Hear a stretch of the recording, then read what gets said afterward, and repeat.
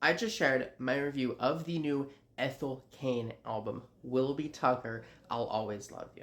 Ethel Cain, American singer-songwriter who is beefing with Lana Del Rey at the moment, but more importantly, emerged a few years ago on the back of this record, Preacher's Daughter, which took some of the elements of this current wave of beloved singer-songwriters and made them a little bit darker, both sonically, as this record explores some really brooding and long-winded sound palettes, and thematically, as it dives into some material that can be difficult to swallow, painful, a little bit traumatic at points. And her music got even darker earlier this year with the release of her album Perverts, which kind of in a surprise, subversive way for fans was an indulgence out of the world of indie folk singer-songwriter isms and into an experiment in drone that was divisive to say the least. Now, I think all of her music has the potential for really great creative highlights, but I would also be remiss if I didn't say that it is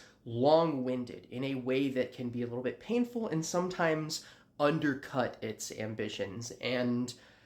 yeah, that's pretty much to a T how I would describe this new record. I enjoyed both of the singles from this thing quite a bit, and it makes for a really strong start to the album, but that is nothing compared to how good it ends. The final two songs on this record are a remarkable one-two punch, and even though they add up to over 25 minutes of music just by themselves, it is gripping truly from start to finish. The closing track, Waco, Texas, is one of the most thematically and sonically impressive things I have ever heard from Ethel Cain.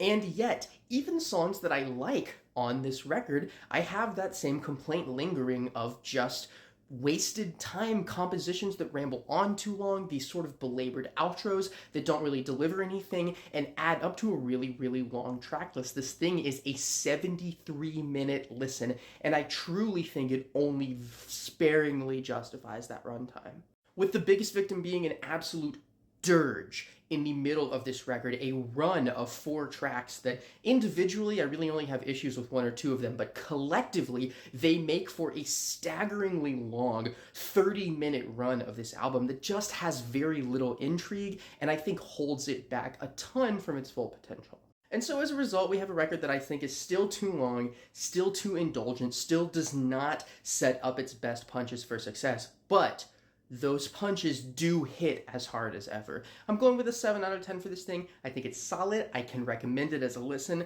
but I imagine most people are going to be picking out their favorites and forgetting the album-long listen after just 1 or 2 tries. Tell me in the comments what you thought about it, and check out my full review of the entire album on my blog right up here.